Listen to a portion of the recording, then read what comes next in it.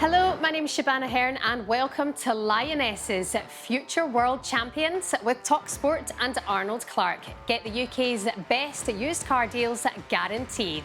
This is your definitive Women's World Cup preview show. So let's introduce you to our panel. First up, it's talkSPORT's very own pundit of the year, Mr. Edwin Van Der Sar. I was assuming that was me you're talking to. That might be one of the ladies.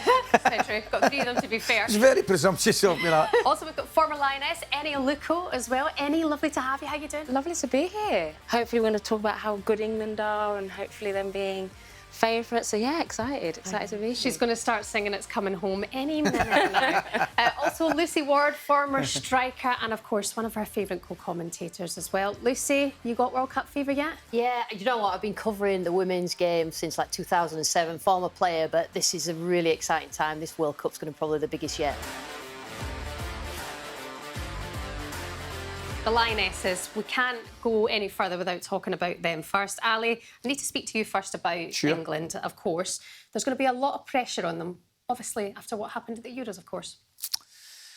Yeah, it is, and it's a different type of pressure. One that you'd want to have is going in as proving that you can go over the line.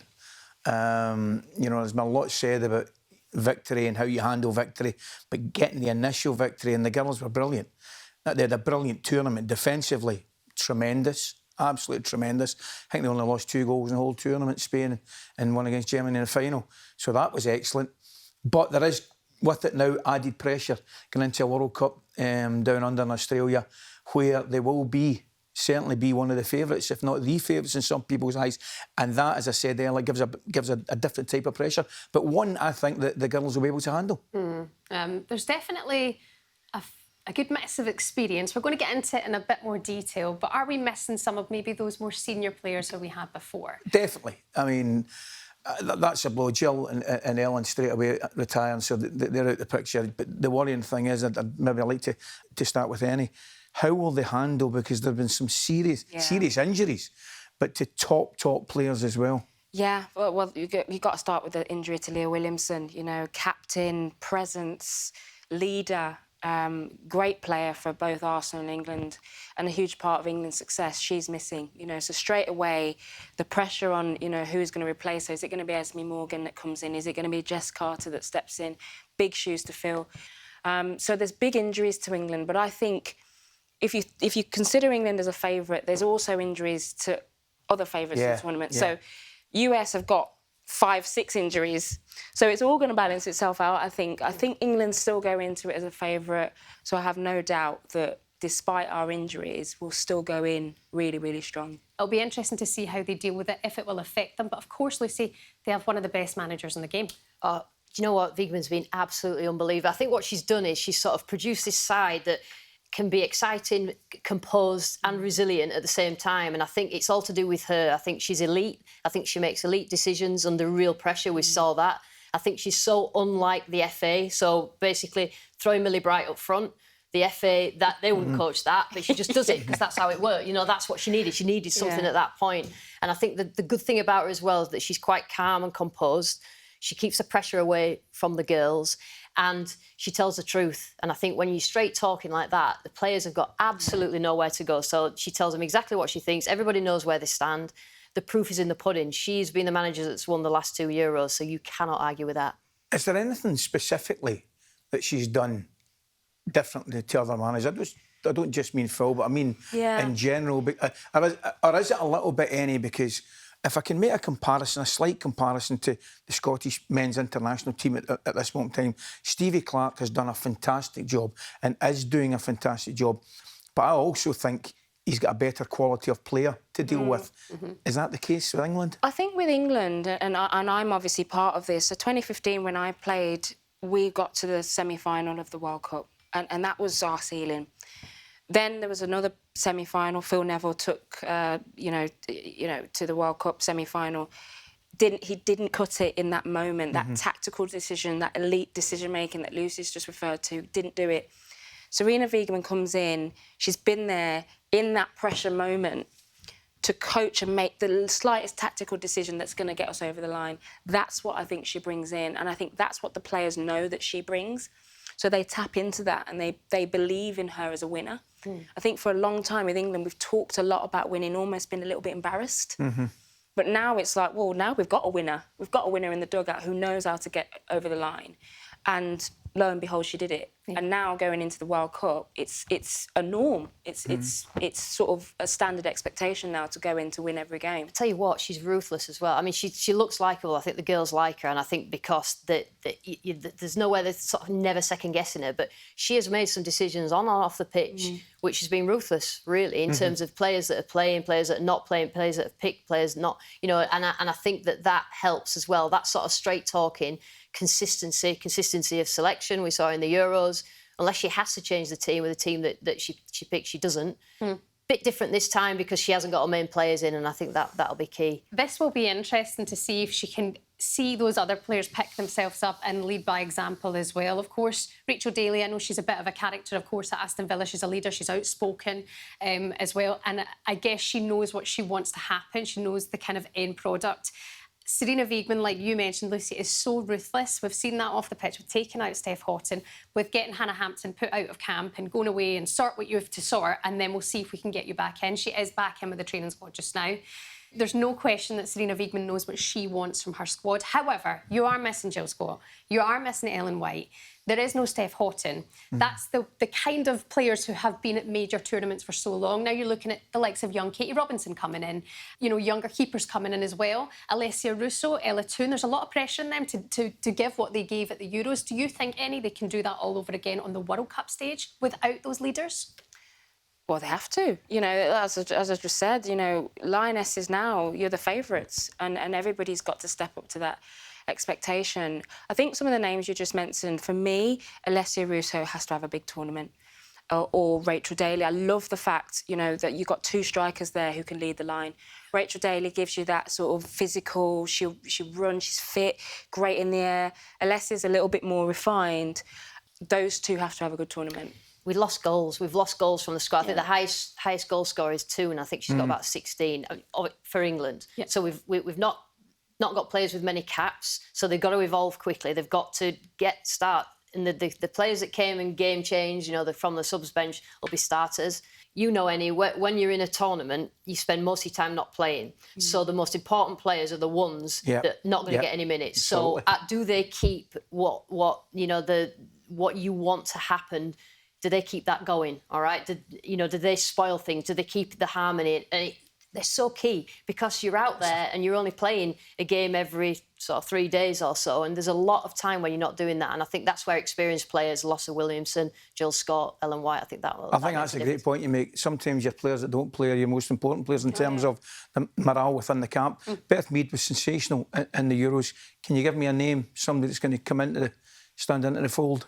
James. Yeah. Lauren James is the name, I tell you. I mean, everyone will know her association with Reece James. You stole my line. That was my line. No, you can steal it back off me. No worries, Ali. But I think that's the beauty of England for me. The Lionesses, the front line. Gosh, you know, if you're a defender coming up against the front line, whether it's Alessia, Rachel Daly, Lauren Hemp, you know, Lauren James, Chloe Kelly, it's like, woof. They're impact players. That, you know, even in the final, you know, Chloe Kelly comes on, scores.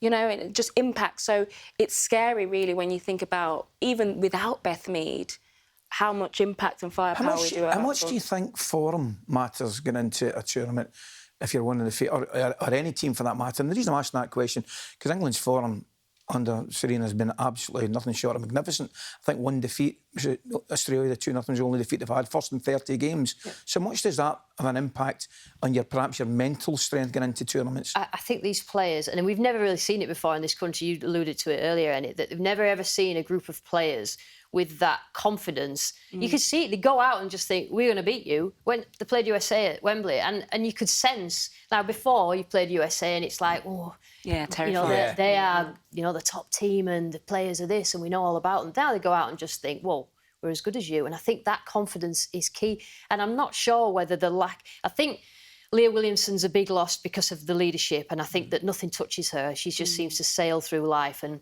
you know, any sort of pressure doesn't touch her. how Millie Bright has to be fit. She's been injured. Lucy Bronze has been injured. There are little bits that you can pick out, but in terms of a collective spirit and confidence, I just think that they just go into it thinking they're going to win. I do worry about our back line, though.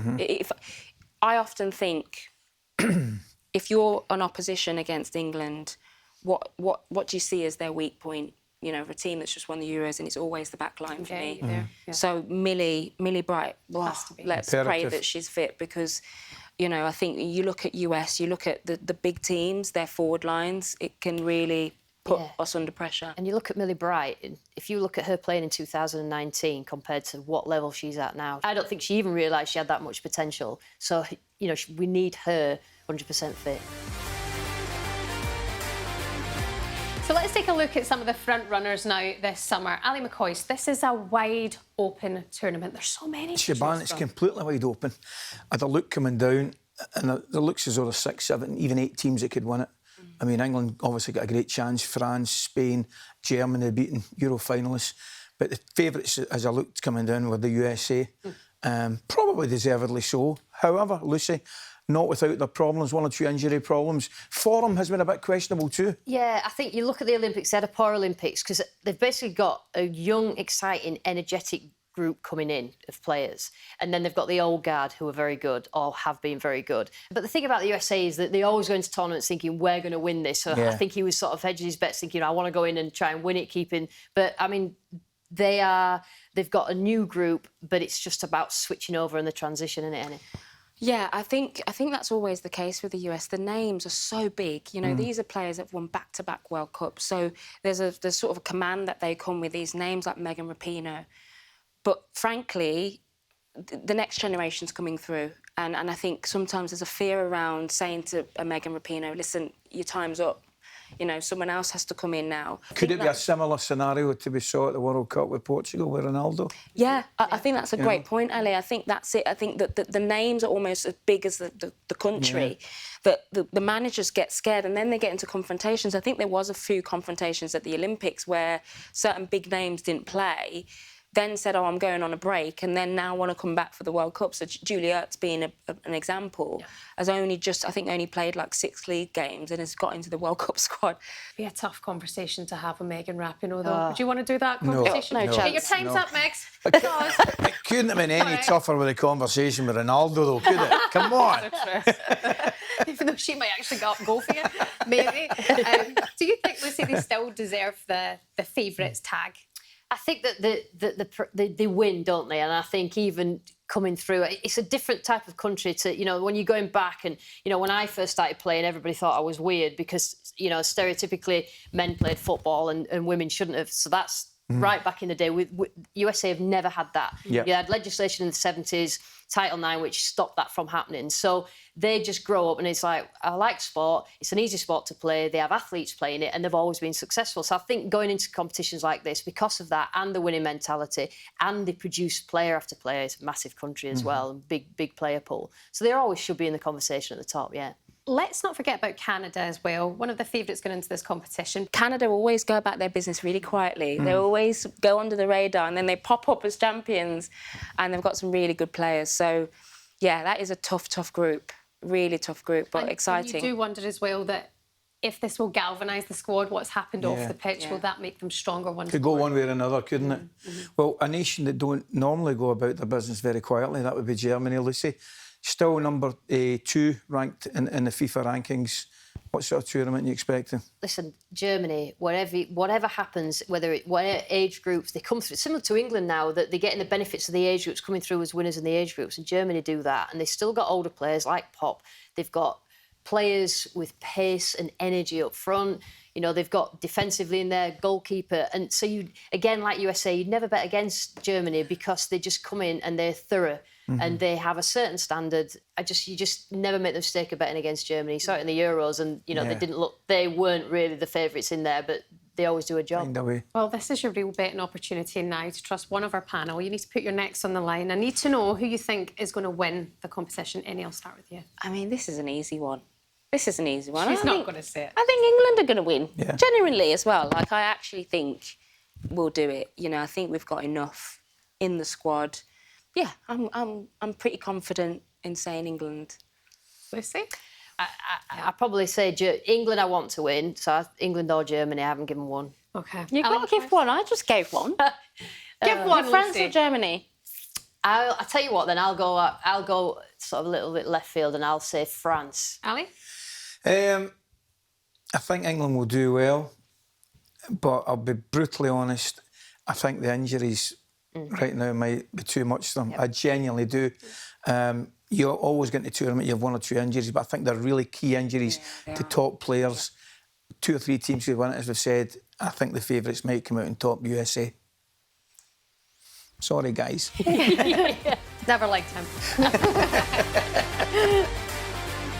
Time now to discuss the many positives heading into this tournament, but also some of the negatives as well going into this summer down under.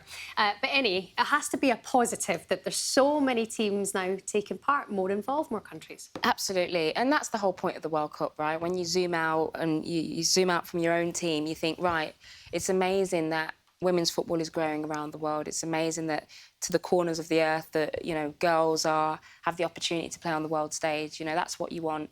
You know, whether it's teams like Haiti, Zambia, you know, these nations that, for them, it's not just them on the pitch, it's an entire country watching them, villages, you know, right behind them. So it's important, I think, for particularly in the women's game, for that to happen, for sure. It's fantastic, actually, when you think about it. When it as the World Cup, you'd expect it to cover the world, but it literally does. You say Philippines, Zambia, and all these fantastic Haiti. I want to ask you, if I may, about a country that's hosting the World Cup. Another one, Australia. Well, obviously know they have absolutely terrific result against England. What sort of tournament are you expecting from? I go back to, I think, was it 2002 World Cup, South Korea, and the South Korea and Japan World Cup were absolutely outstanding. I think they reached the semi-finals. Too much to ask of Australia, that, is it? I wouldn't say it's too much to ask at all. Australia are a force. The Matildas are a very, very strong side. They've got a lot of Champions League players in there as well. The fact that of course, they're host of this tournament and the first game they will play is Republic of Ireland. I'm Scotland, Glasgow, born and bred and raised. My twin sister plays for the Republic of Ireland. So we're sitting there as a Glaswegian family supporting. Obviously, you want to see Scotland do well, but but you have to see your sister go and open the World Cup, hopefully. And Ireland are okay.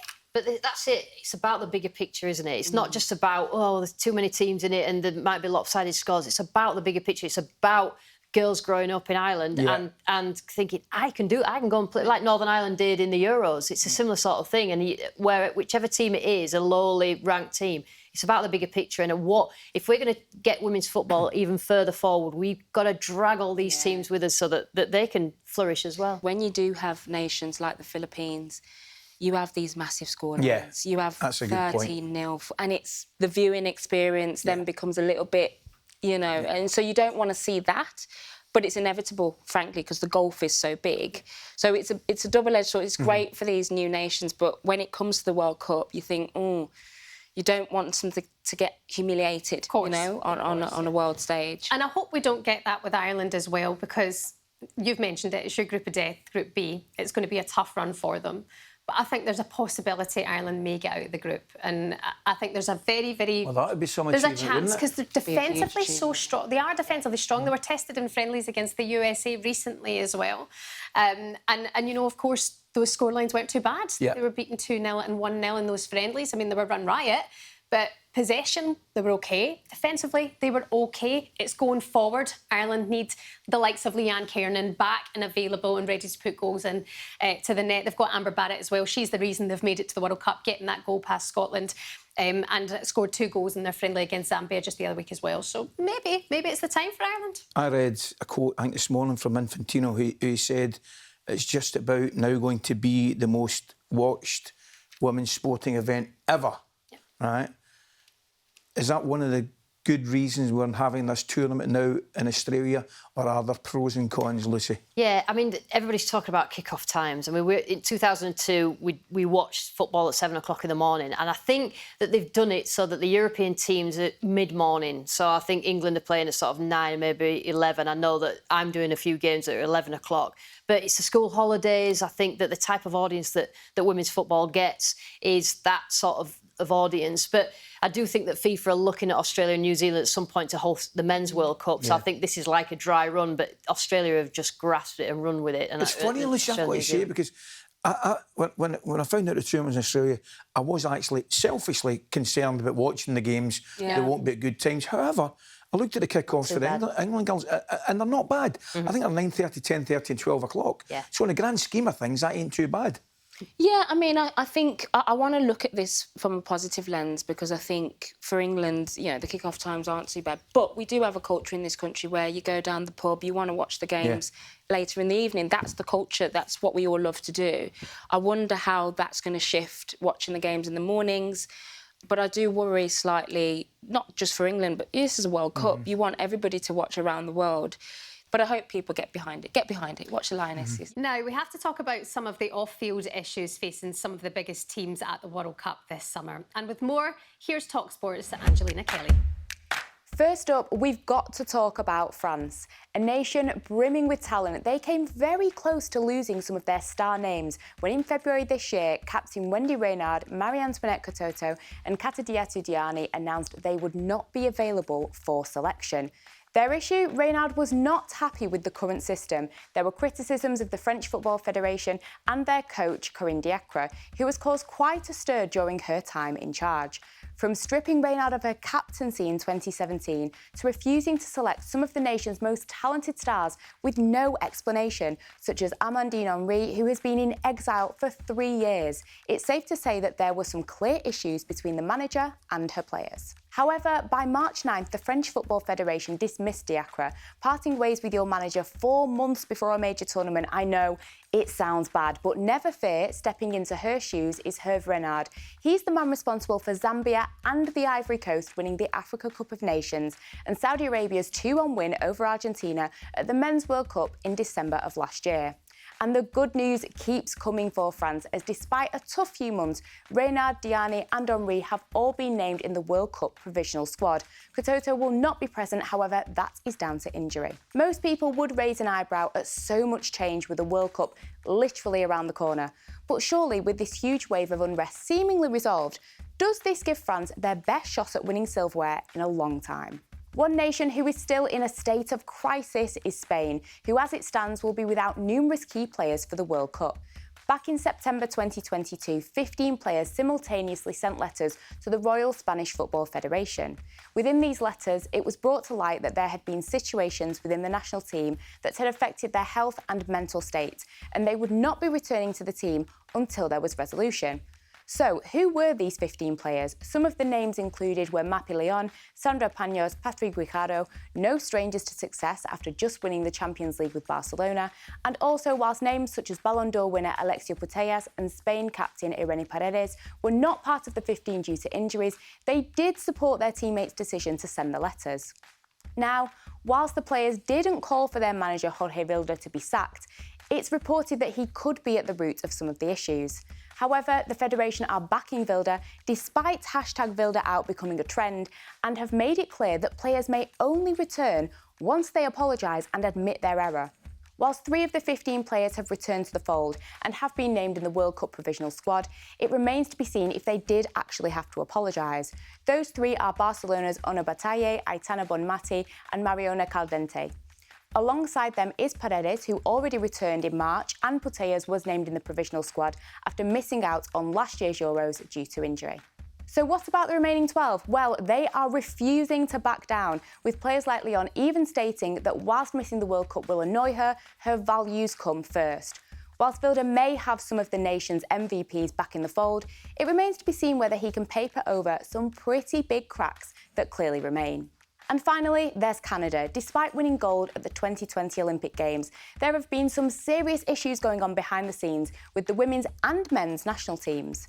Both teams issued statements back in February after it was revealed that Canada Soccer would be making significant cuts to the national team's programmes this year. It's safe to say that their response has been explosive. Captain of the women's team and their top goal scorer, Christine Sinclair, said the players would go on strike over pay equity issues and the budget cuts. Canada Soccer's response? A threat to sue the players if they did not participate in the She Believes Cup. This forced players back to work for the short term, with Sinclair stating that they were playing in the competition in protest, which was pretty obvious when players trained with tape over their Canada Soccer crest, and some even turned their kits inside out during training. The outcome? Well, after the tournament, President of Canada Soccer, Nick Bontis, resigned. A deal in principle was agreed regarding an interim funding agreement, but negotiations are continuing. Whilst players aren't refusing to play in the World Cup, one huge concern is how this situation has affected preparation for the tournament. After winning gold at the Olympics, expectations will be high, with fans hoping Canada can improve on their best ever finish in the World Cup, which was fourth back in 2003. And let's hope that the team can prove exactly why they are arguably the most talented generation of female Canadian players. Now, unfortunately, there are some top names who won't be able to take part in the tournament this summer due to injuries. We've already spoken about Beth Mead and Leah Williamson, but also the likes of Viviana Miedema from the Netherlands and French forward Marie-Antoinette Katoto as well. But despite missing so many players due to injuries this summer, there are so many talent available that we're going to get to witness light up the World Cup stage. So I'm going to ask you to name me the player that you're going to look out for this tournament. And I'm going to start with yourself, Ali McCoist. Well, she's already been mentioned, and I thought Eni was going to steal my thunder. I'm going to go for Lauren James. I think she's had a brilliant season, fantastic season. League Cup double with Chelsea, a couple of good moves. Arsenal to Manchester United. I think she's the Young Player of the Year, 22-23. And as Eni says, I think part of that England forward line, I'm certainly expecting big things from her, and I don't think she'll disappoint me. I just want a glorious player to watch. I mean, listen, she has the potential to be the best player in the world. Yeah. Right? She's got everything. And she plays with an added pressure, you know, having Reece James as her brother. Yeah. You can't underestimate that. Yeah. That's sometimes that's tough, but she embraces it. She's like, yeah, I'm the best player in the world, and she plays with this swagger and confidence now. Yeah, good pick, Ali. And Reece James has said it. He's been saying it for many years, best player in the world, and now it's her opportunity. I'm just thinking about poor Reece James. He's not even the best player in his family now. Hey, listen, That's tough. That's a tough gig. My brother stopped playing when he was 14 because I was better than him. So at least you're better than your brother as well. Exactly. Yeah. Well, that's a tougher debate because he's left-footed, I'm right-footed. Yeah. Yeah, you've I know worked him for well. Shawnee, I know him well. Wow. I'll let you guys decide who's the better player. Talented family. My sister plays football, but I was too good looking. Did Ali tell you that?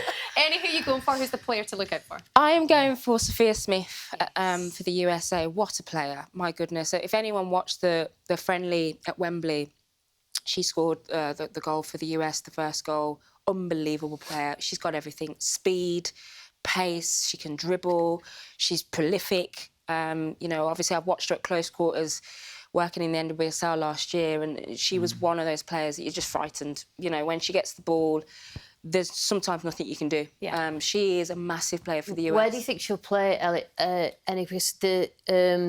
Morgan will probably play the 9, do you think? And then she will play one of the... Because they are just awesome in forward areas. She'll play... Yeah, she can play off the right or the left. Yeah. She can play down the middle. But I think you're right. I think if Alex Morgan starts as the focal point, she'll play off the wings.